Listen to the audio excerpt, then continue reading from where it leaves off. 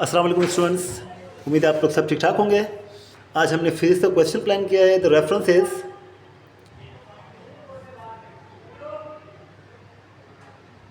33 October number 20 and this is a diagram. In this experiment you will investigate the oscillations of a square shape.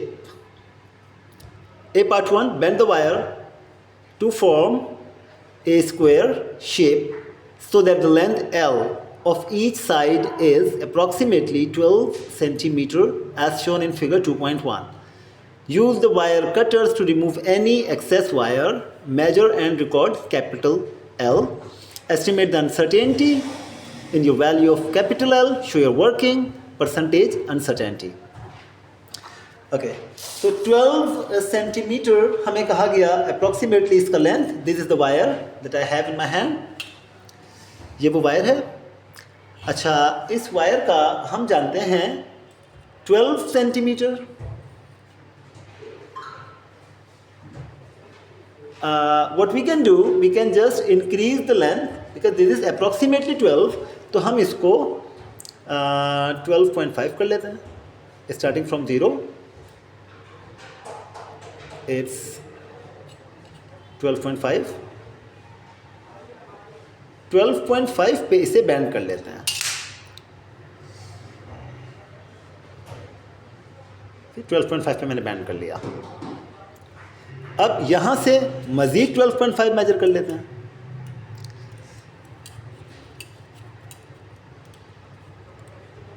Like this.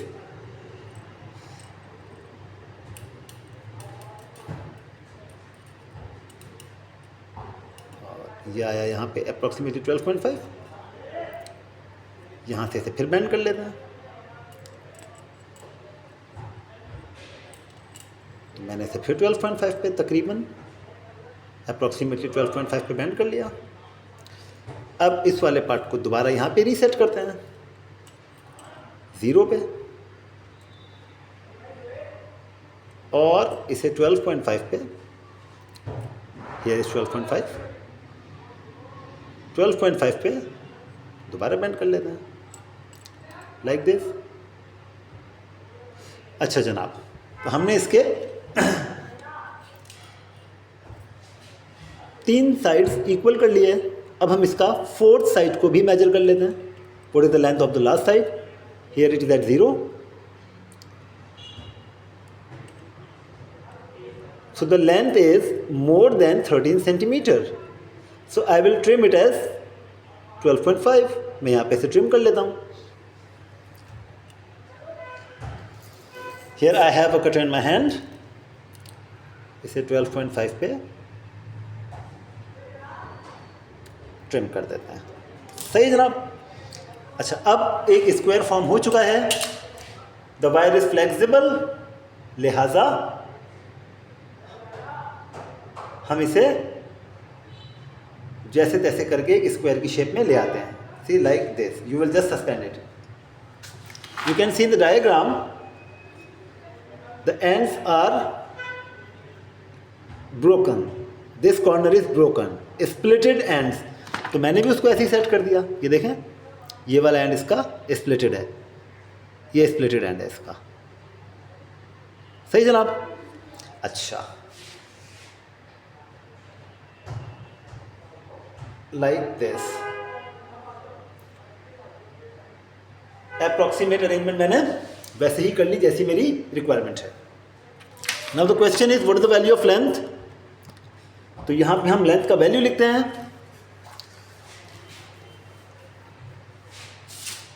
I set it at 12.5 centimetre.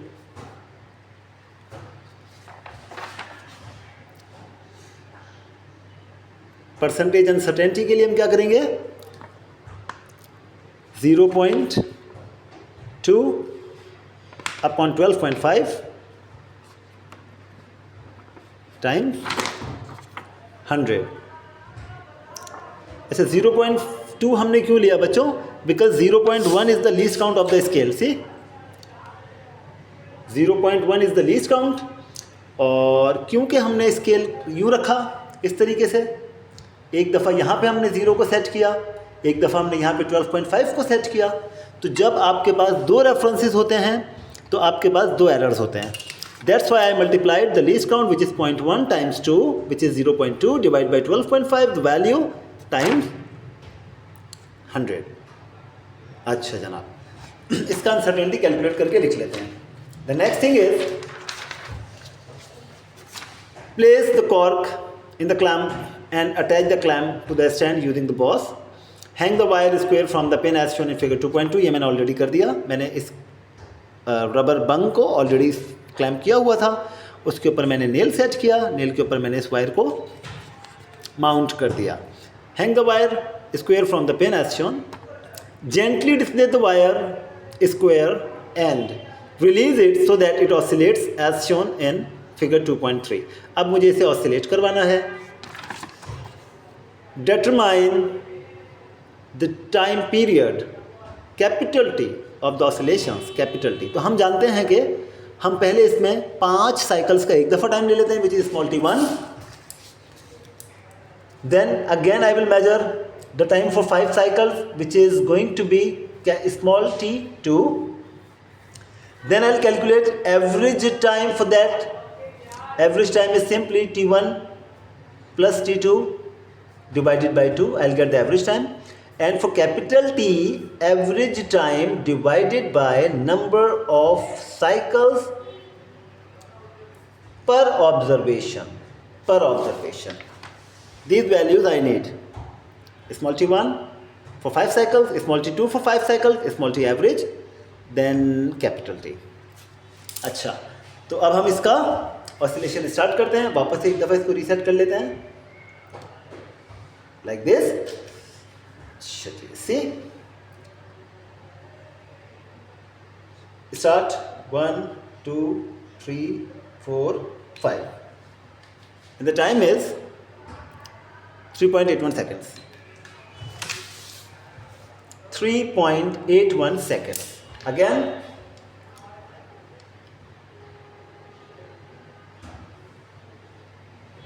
Start 1 2 3 4 5 3.94 seconds। 3.94 seconds।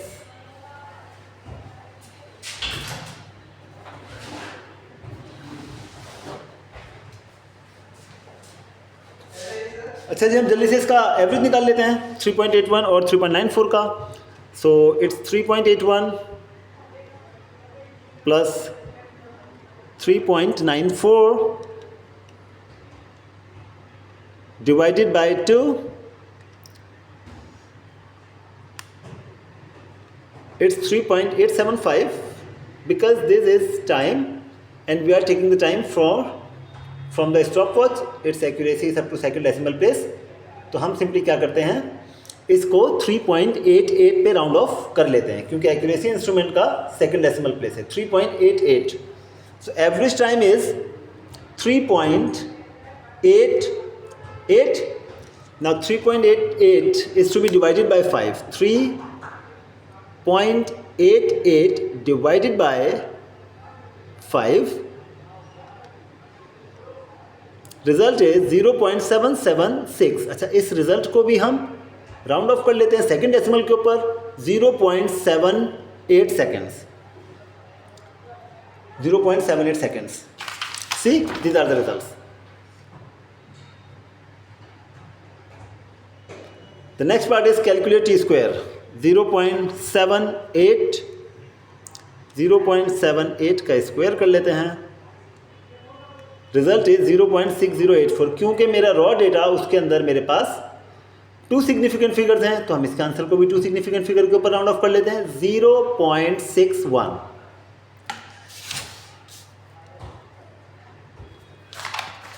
Second square. अगले part पे चलते हैं। Justify the number of significant figures you have given for the value of T square. There are 2 significant figures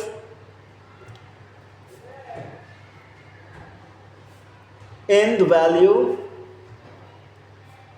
of capital T as per accuracy of the stopwatch. I have given the same number of significant figures. See, this is my answer.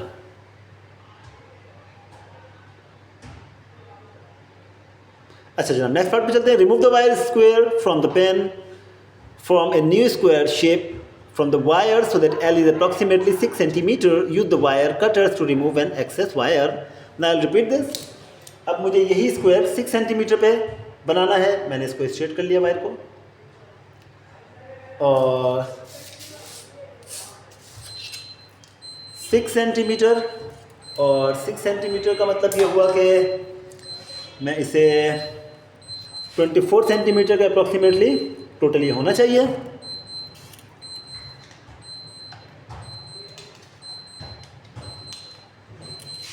24 centimetre. हम इसे 6 नहीं रखते, हम इसे 6.5 कर लेते हैं. तो 6.5 plus 6.5 it's going to be 13. 13 plus 13 is 26. तो मैंने पहले इस लेंथ को 26 पे ट्रिम कर लेता हूँ. This 26.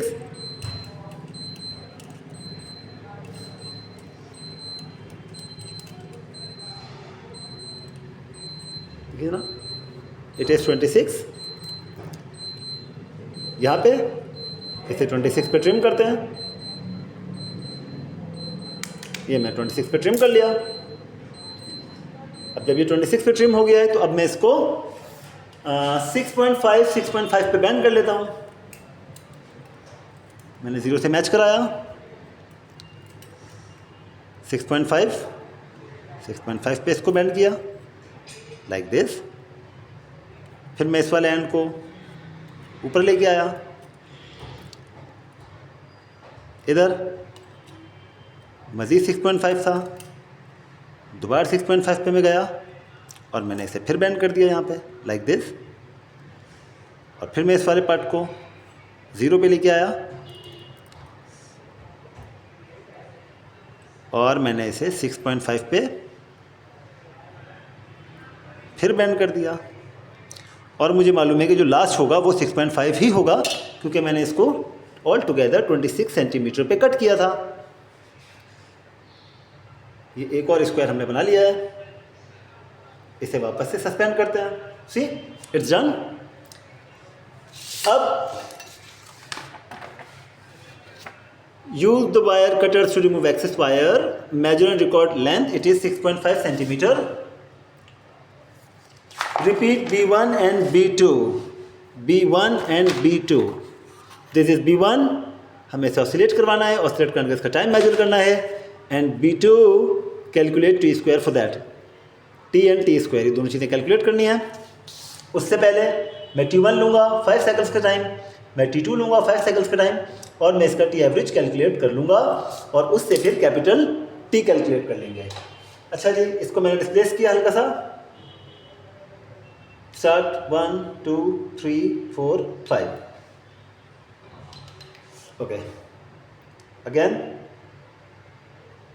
Start 1, 2, 3, 4, 5. 2.78 seconds. I'll repeat it.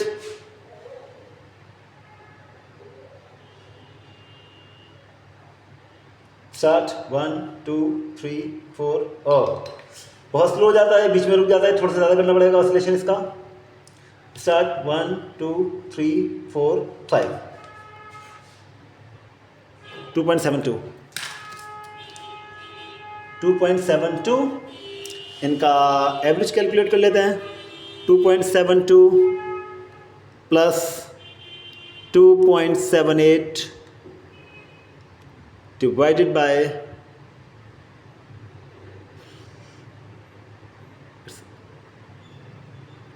by 2, 2.75. So 2.75 is the time for 5 cycles. We'll further divide it by 5 to get the time for one complete cycle. It's going to be 0.55 seconds. 0.55 seconds, 0.55 second का square कर लेते हैं. It is 0.3025. मैं round of करूंगा इसको 2 decimal place के ऊपर 0.30. Here's the working which I just did. अच्छा जी, नेक्स्ट पार्ट पे चलते हैं. It is suggested that the relationship between T and L is where K is the constant, T square equals to L upon K. Using your data, calculate two values of K. अब हम इस equation से K को subject बना लेते हैं. K is equals to L upon capital T squared. K is equals to L upon capital T squared. हम एक दफ़ा K1 निकालेंगे और एक दफ़ा K2 निकालेंगे. K1 के लिए जो हमारे पास लेंथ था, K1 के लिए जो लेंथ था it was 12.5 centimetre. C K1 जो फर्स्ट पार्ट था 12.5 सेंटीमीटर उसका लेंथ था और टी स्क्वायर का वैल्यू यहाँ पे आया था 0.61. तो 12.5 और 0.61 से एक सेट बनेगा.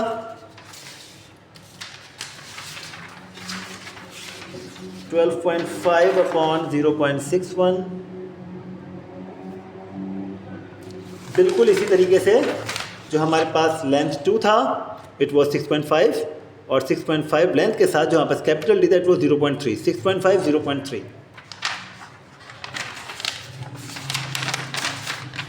6.5 0.3.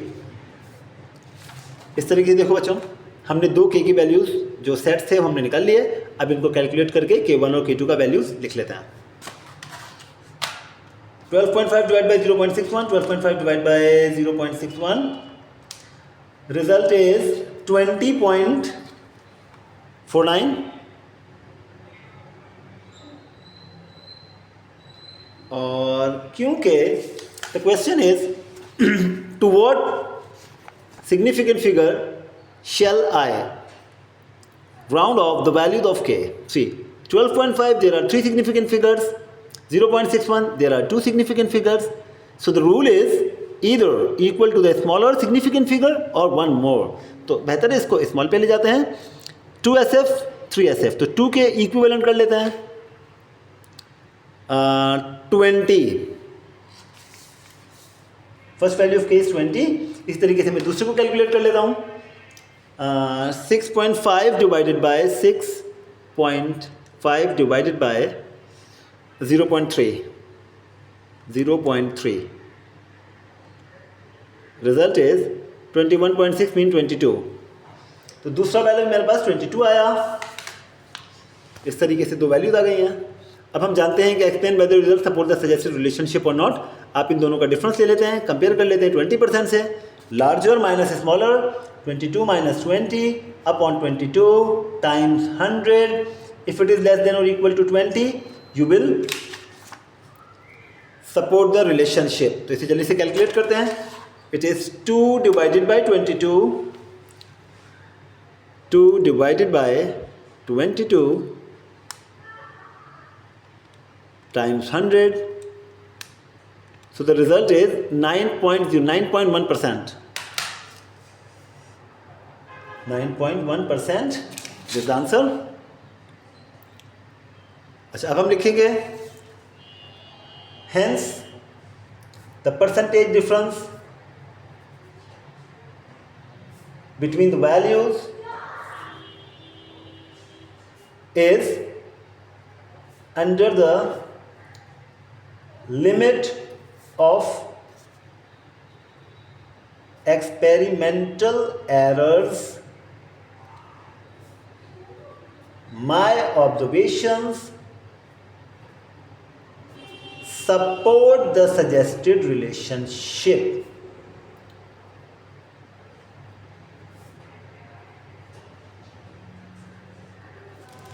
ये बच्चों मैंने एक सिंपल से इसका आंसर लिख दिया.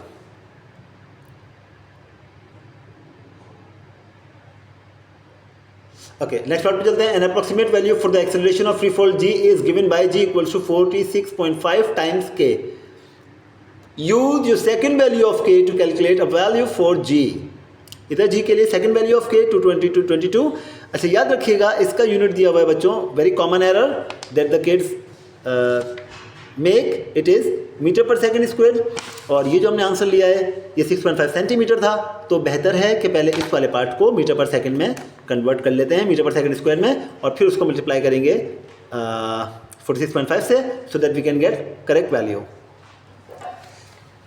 सो 6.5 डिवाइडेड बाय 100 अपॉन 0.3, और इसको मल्टीप्लाई कर देंगे 46.5 से, like this.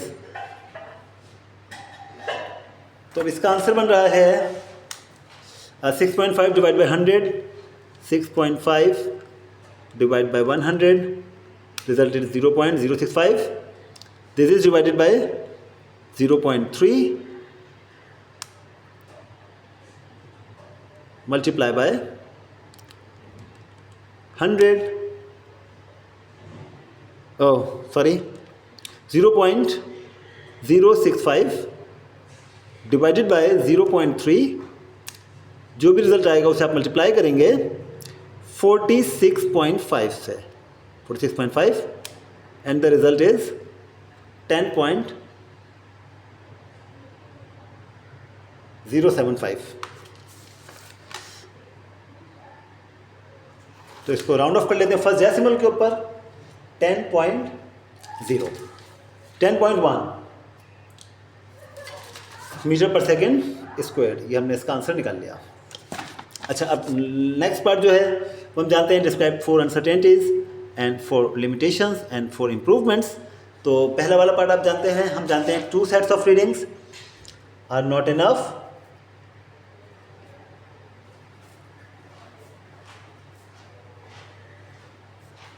to draw a valid conclusion. इसी तरीके से जब हम नेक्स्ट पार्ट लिख रहे हैं तो व्हाट वी कैन से कि जब हम इस वायर की मेजरमेंट कर रहे होते हैं तो ये वायर स्ट्रेट नहीं है, it's not straight, there are some bends in the wire. तो ऐसी सूरत में जब भी आप कोई मेजरमेंट कर रहे होंगे तो वो मेजरमेंट अप्रॉक्सीमेट होगी. तो what we can say, the length of the sides measurement is inaccurate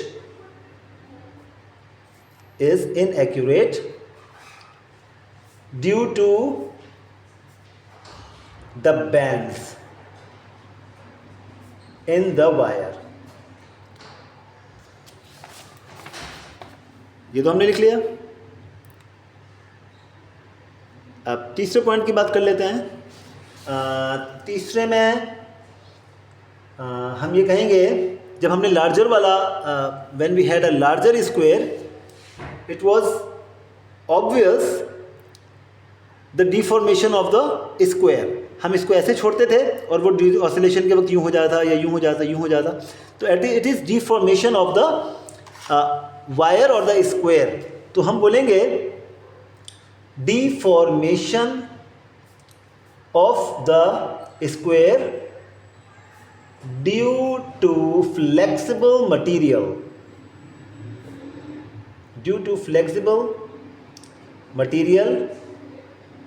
causes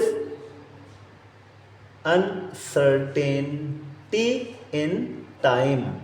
time measurement इससे अनसर्टेन हो जाता है. एक और इसका एरर लिख देते हैं कि जब हम उसे बैंड करते हैं वायर को, फॉर एग्जांपल इस तरीके से वायर है, आपने वायर लिया और इसे ऐसे बैंड किया, तो जो बैंड है बच्चों देखो ये बहुत शार्प नहीं है, it's not a sharp band.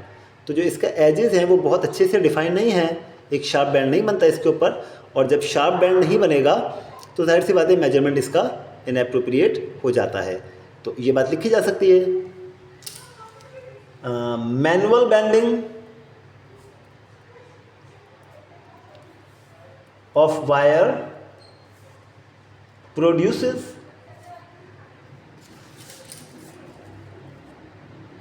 blunt edges and inaccurate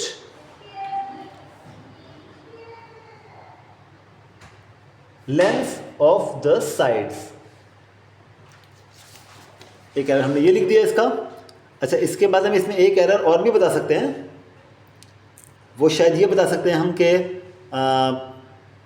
when there was a small square, आप जानते हैं कि जब ये स्मॉल स्क्वायर था 6.5 सेंटीमीटर पे जब हमने इसको बनाया था, तो बच्चों इसका जो बेसिकली ऑसिलेशन था,